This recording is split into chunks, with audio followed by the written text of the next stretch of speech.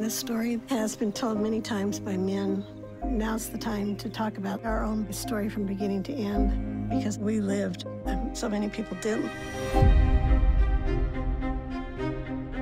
It was a liberating time.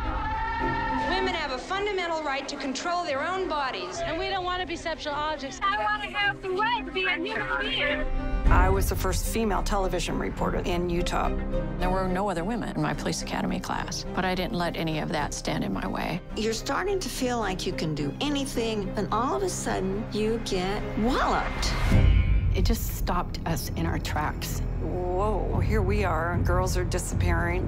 What happened here? There were dozens of theories, and there were very few clues. It was my first night that I went out dancing in Seattle. He said his name was Ted. We were like a family. I just didn't think he could do these things. Ted Bundy. Ted Bundy. Ted Bundy. Smile, Ted. Women like us, women that have been attacked, women that are survivors, they keep their secrets to themselves. But not any longer. I fell in love with him from day one, but there are all these coincidences. I couldn't let it go. Well, it takes a great amount of courage to turn in someone whom they're involved with. After he was arrested, he wrote me many, many letters. We started life together. No goodbyes, just I love you. A lawyer's dream is to represent somebody on death row. I had joined forces with a guilty and remorseless killer. Ted Bundy wasn't a Charles Manson type person. He was the guy next door.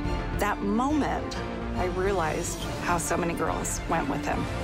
I feel like speaking out because women's lives are still secondary to men and somewhat expendable. My daughter's missing. What you do with the bodies disappearing? A little girl was murdered. I'm hoping that this is the end of anything related to Ted.